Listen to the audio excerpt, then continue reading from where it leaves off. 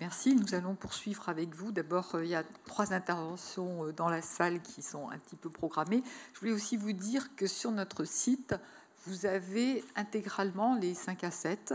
Alors, je le dis aussi pour les enseignants, parce que c'est plus facile souvent de dire aux étudiants d'aller sur le site écouter une conférence. Ça leur donne parfois envie de lire le livre. Donc voilà, vous avez tous les 5 à 7 sur le site et on vous renverra. Et les comptes rendus également, qui sont très bien rédigés, bien séquencés et avec les PowerPoint. Alors, pour poursuivre, je pense que d'abord, Bernard Landau devrait nous expliquer un petit peu quelle était la commande de la ville de Paris, qu'est-ce qu'elle attendait de ce travail et comment elle va l'utiliser. Très brièvement, l'idée de confier cette étude a mûri lors d'un séminaire il y a maintenant 3 ans, organisé en interne à la direction de l'urbanisme de Paris, parce que en fait on a vécu une rupture autour des années 2000, où la période qui a précédé était celle d'un assez large consensus sur la fabrication de la ville, y compris dans l'opération de Ports en Part. Et ensuite, on a procédé par étude de définition en ouvrant très largement le débat sur l'ensemble des nouveaux secteurs de projet. Et laissons les choses se faire, je dirais, un peu, pas spontanément, encadré, mais en constatant que peut-être qu'il fallait qu'on se repose des questions sur ce qui se passait à Paris, et sachant que ce qui se passait à Paris se passait en même temps dans beaucoup d'autres villes. Donc on a rédigé un cahier des charges, on a lancé un petit appel d'offres à projet de recherche. Bon, on avait évidemment une préférence pour Jacques, il y a eu d'autres réponses. Et le cahier des charges est exactement le plan du livre, hein. C'est-à-dire, qu'est-ce qui se passe à Paris et dans un certain nombre d'opérations en France. 2, quelles questions ça pose. Donc les questions soulevées par Jacques. Bon. Donc c'est un travail qui est de l'initiative parisienne, mais c'est un travail pour tout le monde, je pense, parce que finalement, il y a cette prise de conscience qui vient très bien d'être dite, c'est-à-dire que on est tous un peu comme Monsieur Jourdain, on fait des choses aux 4 coins de l'Hexagone, et peut-être fallait-il prendre le temps d'en parler ensemble. Donc je crois que l'idée de cette étude, c'est vraiment ça, c'est-à-dire, évidemment, je suis très content qu'il y ait ce débat ici, et j'espère qu'il y en aura d'autres, et que ce livre va servir à ça. Alors ensuite, deuxième question, comment on va s'en servir à Paris ? Alors évidemment, ça pose beaucoup de questions assez fondamentales, je dirais, autant dans une ville aussi patrimoniale sur la question de la diversité des écritures architecturales, Jacques a donné un certain nombre d'exemples, mais aussi sur, je dirais d'abord de façon peut-être plus prosaïque et concrète, sur le montage des opérations, le découpage des îlots, la prise de conscience que la mutabilité de ces opérations doit être réfléchi en amont, y compris dans le découpage des éléments de mixité que nous mettons dans les programmes. Donc c'est une question très importante. Ensuite, plus concrètement, si je rentre nous sur du coup, même puisqu'en ce moment se tiennent des ateliers sur Batignolles, vous êtes au courant par la presse de la façon dont on lance les îlots ou les grands îlots. Je ne sais pas si le terme macrolo, il faut le sanctuariser. Moi, je pense que, en fait, il y a une nouvelle forme d'îlot urbain qui est en train d'émerger un peu partout, surtout en tout cas à Paris, après le retour au néo-haussmannien, je dirais. Bon, il y a le rapport à l'espace public, le rez-de-chaussée de ce que l'on fait dans son insertion à la ville, donc le problème des socles, de la mixité, et qui renvoie ensuite à des sujets assez concrets, parce que là, Jacques en parle un petit peu, mais c'est-à-dire l'évolution des programmes, de tout ce qu'on doit mettre dans les rez-de-chaussée des bâtiments. Je parlerai de ce qui va du tri des déchets au loco-vélo. Nous pose des questions très concrètes sur l'animation de la rue, le rapport à la rue, qu'est-ce qui se passe dans la ville, voilà, autre type de questions. Et puis le volet qui est un peu développé déjà dans l'étude de Jacques, notamment sur la question de développement durable et mutabilité. Nous, on veut beaucoup plus ensuite travailler, approfondir sous forme d'atelier les questions de l'urbanisme et des bâtiments durables. Voilà, brièvement. Et je pense qu'on continuera ensuite, avec l'ensemble des acteurs parisiens, à travailler sous forme de séminaire, à prolonger ce qui est un peu initié ici. Voilà. Merci. Alors, je voudrais que Jean-Louis Subilo, qui est pour moi l'inventeur du macrolo, puisse s'exprimer. Je pense que dans ce que tu as inventé, Jean-Louis, il y avait aussi la nécessité pour la SEM que tu dirigeais de pouvoir garder la main que l'opérateur et la ville gardent la main alors qu'elle ne possédait pas les terrains. C'est tout de même une invention incroyable parce qu'il est réputé que la ZAC, on achète tous les terrains, ce qui est de moins en moins vrai, et que par ailleurs, quand le privé possède les terrains, ben, la ville ne peut pas conduire un projet urbain. Il me semble que c'était l'objectif principal au démarrage de l'opération. Et puis tu as inventé cette histoire du macrolot. Tu peux l'expliquer peut-être et surtout nous dire si tu es en accord avec l'analyse qu'en fait Jacques Ducamp. D'abord, je remercie Jacques parce que en voyant son ouvrage, je vois ma vie qui défile là, donc je vois que je prends de l'âge. Bon, avec Nathan qui n'est pas loin. Mais bon, juste un point en 2 minutes sur les traces, mais j'en parlerai avec toi. Il y a des éléments très importants par l'îlot ouvert, finalement. Pour toute notre génération, la Révolution, c'était les Hauts-de-Forme. Les Hauts-de-Forme, c'était dans le quartier d'Alais, c'était dans l'Italie. Et il y avait l'îlot des Hauts-de-Forme. L'îlot des Hauts-de-Forme, ça a été fait bien avant l'îlot Masséna. L'invention, elle est là, pour moi. Hein. Et pour nous tous, je pense, en tant qu'urbaniste. Et comme tu es historien, tu me diras ce que tu en penses en privé, mais je crois que c'est... Alors, deuxièmement, c'est très important, tu le dis, de voir comment les traces, comment les choses cheminent. Par exemple, je pense que le fait que François Graether était un élément extrêmement important dans l'opération de Boulogne-Billancourt, parce qu'avec François Graether, le plan n'est pas que de Chavannes, il est aussi de De Villers. On a fait la synthèse du plan urbain avec Graether, et que Graether, voyant comment on arrivait à fonctionner dans les macro-lots, a repris, étant désigné à Lyon-Confluence, a essayé en discutant avec Gallet, etc. Donc ça se passe à travers le club Ville-Aménagement, à travers les urbanistes. Donc il y a tout cet échange d'idées qu'on connaît, mais que je rappelle là, parce que Graether ayant eu le Grand Prix d'urbanisme cette année, je pense que c'est un de ceux qui a le mieux compris le système. Et qui l'a fait beaucoup évoluer, parce qu'à Batignolles, alors ça devient toute autre chose. Hein. Là, il a pris le goût du, comment dirait Rem Koolhaas, là, du désordre créatif, voilà. Et tout en étant partie de la pure et de la continuité urbaine qu'on retrouvait, mais comme un combat contre tout ce que tu as montré. Alors, simplement, par rapport aux macro-lots, bon, moi, j'étais déjà à Euraline quand j'ai inventé les macro-lots. Bon. Et l'histoire de l'îlot Saint-Maurice, la confrontation de moi qui avait une culture de projets différente avec le projet de Rem Koolhaas, un peu abandonné dans son noyau, mais qui était tellement fort, hein, et tellement à l'opposé de toute la manière dont on pouvait concevoir les plans de ZAC. C'est l'opposé de la ZAC Reuilly. Bon. Donc, confronté à ça, pour moi, ça a été extrêmement intéressant sur le plan intellectuel, quoi. Et en tant qu'aménageur, après, pour voir comment on fait, comment on arrive. Et l'îlot Saint-Maurice, que tu as cité, dont le concours avait été de Xavier de Guether, que tu as dans le livre, était très important pour moi. Ça a été fait avant Boulogne-Billancourt. Et là, il y avait une propriété publique sur l'îlot Saint-Maurice. Mais Bayetto, avant de mourir, avait plutôt mis un promoteur social, d'ailleurs, parce qu'il avait des difficultés. Il lui avait dit, tu développes ça. Donc il y avait déjà l'idée de macro-îlot. Moi, après, j'ai repris, j'ai pas vu qu'un promoteur développe. On a commencé à faire des consultations avec des cahiers des charges, etc. Bon, alors, donc, et on était dans une sorte d'îlot ouvert. Arrivé à Boulogne, comme tu l'as dit, parce que je pense que c'est ce qui est le plus important pour le club Ville-Aménagement. Et pour tout je voudrais faire 2 observations, autrement je vais être trop long, et puis je vais oublier ce que je veux dire.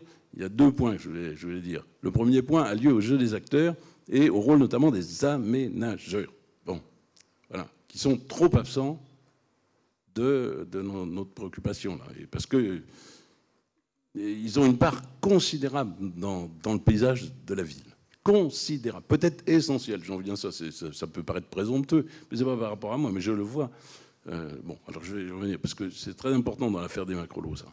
Et deuxièmement, le problème de la manière dont les architectes passent d'une échelle à l'autre. Alors je vais peut-être parler d'abord de ça, parce que pour moi, ça a été ma préoccupation, ça, à Boulogne. J'étais pas trop satisfait du plan général, bon, mais je n'avais pas le choix, hein, à l'époque, c'était pas bien vu. Et j'avais pas envie que, je l'ai souvent écrit ça, que la ville soit écrite d'une seule main. Ce que fait Michelin au bassin à flot, je ne sais pas s'il est là, beaucoup font ça aujourd'hui. Hein. Alors ils écrivent tout, alors ils dessinent tous les îlots, c'est bien. Alors maintenant c'est des archipels. Hein. Des archipels, c'est des bulles, enfin tout le monde fait pareil. Tout le monde fait pareil au même moment, c'est normal. Et je pensais que c'était très important qu'une opération d'aménagement durant 10 ans, 20 ans, 30 ans, qu'elle ne soit réduite dans son concept fort qu'à un squelette, vraiment un squelette qu'on va imposer mais qu'on va suivre pendant 20 ans. Les élus, l'aménageur disent pendant 20 ans je vais le faire. Je vois aujourd'hui, ayant une mission sur la plaine Saint-Denis, à quel point, ayant abandonné le concept d'Hippodamos, on a bourré. Bon, alors ça, oui, pardon, je suis en train de dériver. Alors je fais plus court. Donc pour moi, c'était très important, c'est l'emboîtement des échelles, et c'est difficile à organiser, mais c'est fondamental. Et l'îlot de Boulogne, parce que c'est un îlot en fait, hein, alors je dirais pourquoi l'appeler Macrolot, il a à chaque fois un paysagiste, hein, parce qu'on voulait aussi qu'il y ait une ambiance paysagère, que le paysage soit pris en compte, et en même temps qu'un architecte coordonnateur. Et l'idée, c'était quand même d'avoir une variété qui ne soit pas de la gesticulation. Bon, on peut aussi... Et qui ne soit pas non plus la rigueur d'Herzog et de Meuron. J'ai vu le plan d'Herzog et de Meuron, discuter avec Biswanger. Bon, je pense que ça va trop loin dans le... Voilà. Donc c'est venu comme ça. Alors c'est venu... Après ça, c'est sur le plan de la forme. Sur le plan du jeu des acteurs, c'est simplement qu'en l'occurrence, là, Renault avait vendu aux promoteurs, avant que la ville ait refait son plan d'urbanisme, tous ces terrains. Schweitzer voulait du fric, il a pris 4 promoteurs, il leur a donné ces terrains. Moi, arrivant, les gens ne voulaient pas de ZAC, les gens ne voulaient pas de plan d'ensemble. J'ai imposé ce système pour reprendre la main sur les promoteurs. Je le dis, voilà. Et pour moi, le système de Macrolot, c'est un système qui doit aider l'aménageur à prendre la main sur les promoteurs, voilà. Et justement, à découper quand il y a une tendance à ne pas découper. Parce que les îlots, tu l'as montré, sont découpés, traversants, et c'est pas bon. Donc, alors, je pense que ce qui est fondamental, c'est le rôle d'un ménageur, et c'est le rôle de tout ce qui est contractuel. Chacun n'a pas la même logique. Ça n'est pas vrai. Bien sûr qu'on est partenaire, mais ça n'est pas vrai. Le promoteur, il a pour faire sa marche. J'étais moi-même promoteur en passant. Voilà. Donc, tout doit être contractualisé de manière très ferme. Et vraiment, je pense que pour moi, c'était ça l'idée du Macrolot. Alors quand ça arrive de la dérive, c'est oui, on dit il y a 3 opérateurs, ils vont faire tout ça, ils font un socle de parking, puis ils se démerdent à sortir leur marge comme ils peuvent. Et tout ça avec des architectes qui ont besoin de travailler, alors ils en font beaucoup. Puis voilà. Pour moi, c'est une dérive, ça. Alors que je ne dis pas qu'il y a un progrès dans une manière, mais moi j'en appelle à un urbanisme qui soit peut-être moins défini, parce que la critique principale, c'est ça. C'est vrai pour Boulogne, je me dis, c'est que c'est trop fermé, il n'y a pas de mutabilité. Mais ça, c'est plus lié au bilan d'aménagement pour les aménageurs que lié au système. Hein. Donc voilà, bon, quelques éléments. Je m'arrête. Merci Jean-Louis. Avant que Jacques réagisse, je voulais avoir le point de vue de Jean-Luc Poitvin, parce que le rôle du privé a été monté en épingle. Nexity est présent sur plusieurs opérations qui ont été évoquées par Jacques Lucan. Donc, est-ce que tu te retrouves dans les propos de Jacques Lucan et dans les risques qu'il dénonce, ainsi que les avantages qu'il voit dans cette formule? Alors justement, je trouve qu'il ne monte pas les choses en épingle. Ce que je trouve intéressant, et moi je voulais vous remercier sur l'interpellation que vous faites, parce que cette interpellation, effectivement, elle s'adresse à tout le monde. Et ce que j'aime dans la façon dont vous présentez les choses, c'est de voir un peu l'évolution telle qu'elle s'est pratiquée.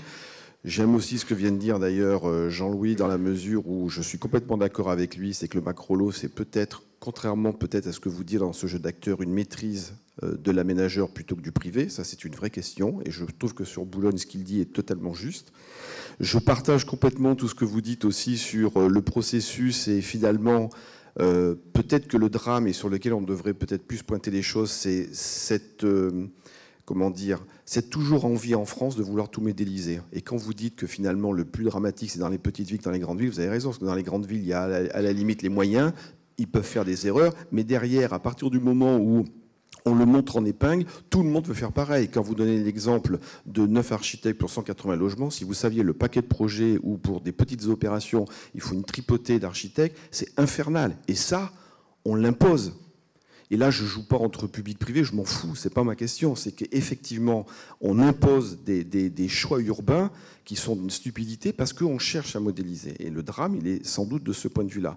Par contre, ce que je trouve intéressant, et vous ne le dites pas, c'est à l'inverse de ce que vous dites, en même temps, là où on progresse, et c'est peut-être un peu le paradoxe, c'est que dans le jeu d'acteurs, je pense que par rapport à il y a 15 ans ou 20 ans, on n'a jamais autant parlé projet entre les différents acteurs. Et ce que dit Jean-Louis sur le macrolot sur Boulogne, Dieu sait si on peut en parler. Je pourrais parler du tripode à Nantes de la même manière. Le tripode à Nantes, le choix qu'a fait la SEM à l'époque, c'est un opérateur. Après, on a travaillé collectivement puisqu'on a fait le choix des archis. Je me souviens d'une après-midi entière où Laurent et moi, face à Alexandre Chemetov et Christian de Porzampar, pour parler projet. Je dirais, et on voit bien que de ce point de vue-là, on a peut-être progressé. C'est ce qui me paraît le plus pertinent. Toutes les questions que vous posez à la fin, je les partage complètement, la question de la durabilité, etc. Et moi, je suis même peut-être un cran plus inquiet que vous, parce qu'il y a une chose qui m'intéresserait que vous poursuivez dans votre étude, c'est tout ce que vous avez dit, de le mettre en parallèle avec les conditions économiques. Moi, je sais que Buffy, à l'époque, quand il me parlait de Bercy, quand il faisait sortir de Bercy, il me dit « Oh là là, heureusement que je viens de finir là, parce que ça aurait été dans une autre ère économique, j'arrivais pas à le faire. » Et c'est quand même assez intéressant aussi de voir ça. Et pourquoi je suis inquiet? Parce que quand on se projette dans l'avenir, je trouve que l'aspect économique, l'aspect, comment dire, comme l'eau, la rareté du foncier, va nous pousser de plus en plus, peut-être, pas que, mais va nous pousser, entre autres, à ce genre de choses. Et ça, c'est effectivement dramatique. Donc ça, c'est des vraies questions qui nous ont posées, et elles ne sont pas posées plus à un acteur qu'à un autre, elles nous sont posées collectivement. Et c'est ce que j'ai apprécié, moi, dans votre présentation. Ce n'est pas vraiment une réponse parce que je ne sens pas d'opposition. Je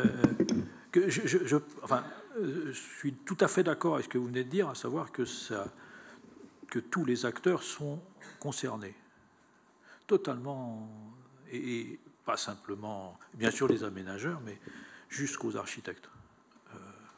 Et ça, c'est important pour qu'on puisse rediscuter d'un certain nombre de choses. Et vous dites aussi, à juste titre, que les aménageurs et aussi les promoteurs privés parlent d'architecture, parlent d'aménagement. Ce n'est pas du tout quelque chose que je mets en cause, hein, et que même leurs compétences au sein de leur propre structure, elles sont sans doute bien meilleures qu'elles ne l'ont été dans le passé. Ça, aucun doute là-dessus. Le rôle des aménageurs, je pense qu'il est crucial. Ça, je ne le mets pas en cause, hein, Jean-Louis. C'est un truc... Et je sais très bien que, effectivement, dans des situations comme Boulogne, je dirais, au fond, c'est aussi pour faire correctement évoluer des situations. Je dirais, mais c'était la même chose à Paris dans les années 70, c'était pour faire correctement évoluer des situations qu'on fait un certain nombre d'opérations. Donc, tout ce que vous dites, moi, c'est pas des choses... après, que dans mon livre, il y a des éléments que j'ai moins mis en avant que d'autres. J'en conviens complètement parce que je suis pas omnicompétent, hein, donc j'ai pris ces problèmes à partir d'un point de vue qui est quand même un point de vue le mien, c'est-à-dire un point de vue. Alors, tu disais historien, oui, un peu historien parce que l'histoire de Paris, quand même, je la connais un petit peu, donc un peu à partir de ça, et puis après à partir peut-être d'une analyse architecturale et d'une attitude de critique architecturale, ce que j'ai quand même beaucoup fait dans ma vie. Donc c'est ça la question. Une petite remarque par rapport à Jean-Louis. Peut-être qu'il y a une petite différence. Tout le monde savait que c'était les hautes formes. Enfin, tout le monde. On sait. Mais, par exemple, il lui a fallu 10 ans pour théoriser ça. Et avec les hautes formes, il ne fait pas la troisième ville. Il lui faut 10 ans pour énoncer le principe de l'îlot ouvert et en faire une théorie. Et ça, c'est quelque chose qu'il faut bien se rendre compte. C'est-à-dire, aujourd'hui, je dirais, la question, c'est qu'il est en train de se faire une théorie implicite. J'ai dit du macrolot, j'aime pas du tout ce mot-là, mais d'opérations qui se montent d'une certaine manière. Et c'est pas ce qui me fait pas peur, c'est pas le macrolot en tant que tel. C'est lorsque certaines évolutions vont vers ce que j'ai montré à la fin. C'est-à-dire, et ces questions-là touchent quand même à des problèmes qui sont très très importants à mon avis, parce que faut quand même pas se leurrer, on va pas s'amuser à refaire des erreurs qui ont été déjà faites en leur temps et qui n'est même pas notre temps, hein, qui est le temps de ceux d'avant. Voilà. Alors on va pas recommencer, faut pas non plus exagérer. Oh non, on recommence pas toujours quand même. On peut éviter un certain nombre de choses. On peut éviter un certain nombre de choses. On peut prendre un certain nombre être attentif à certaines choses, je pense qu'on peut l'être. Et donc c'est ces questions-là, je veux dire. Et c'est vrai, je pense aussi qu'il faut faire. Alors je sais pas si c'est à moi de le dire, mais Il y a aussi sur certains domaines, par exemple la production du logement, une sorte d'investissement architectural que je crois totalement inadéquat quelquefois. Parce que je veux dire, Herzog et de Meuron, il est tranquille, lui. Je veux dire, Herzog et de Meuron, quand ils font des logements en Suisse, ils sont tranquilles. Je veux dire, parce que les architectes suisses, quand ils font du logement, ils font du logement. Ils ne se posent pas la question de la diversité, ils font les logements le mieux possible. Diener, il le montre, c'est des logements qui sont vraiment très bien, très souvent, mais ils ne se posent pas la question que ce soit différent des autres. Ils se ressemblent tous, en plus, les opérations de logement en Suisse. Grandes fenêtres, patati, murs assez plans, etc. Je veux dire, et voilà, parce qu'ils font une ville ordinaire. Et ça, il y a une question là où il faut quand même savoir prendre la mesure. Ben oui, mais... Non, mais je sais que... Attendez, il faut faire attention, c'est pas la même, ils ont des moyens qui sont autres, mais malgré tout, si un architecte a une opération de logement à faire, il ne va pas tellement se poser la question « qu'est-ce qui va faire que mon bâtiment soit vraiment très différent des autres ?» Ce n'est pas la question qui va se poser. Après, Herzog et de Meuron, ils pourront se poser cette question pour faire d'autres bâtiments qui sont des bâtiments exceptionnels ou particuliers, des sièges sociaux, patati patata, tout ça, oui.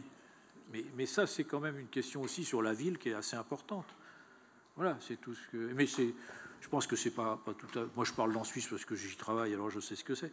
Mais c'est pas qu'en Suisse, je veux dire, dans d'autres pays aussi. Je veux dire, même en Hollande, quand on fait des logements, on fait des logements. On fait pas... Concernant la troisième ville de Christian de Portzamparc, il ne faut pas oublier une opération déterminante et que je pense aussi importante, sinon plus que celle des Hauts-de-Forme, c'est la rue nationale. C'est-à-dire quand il a recomposé un grand ensemble et qu'il a rajouté les quelques pavillons qui ont créé la ville du troisième type, du troisième âge, là je crois qu'il a fait une œuvre significative et je vous invite d'ailleurs tous à aller visiter les Hauts-de-Forme qui ont très bien vieilli et juste à côté la rue nationale qui est un élément déterminant de la mise en œuvre de la ville du troisième âge.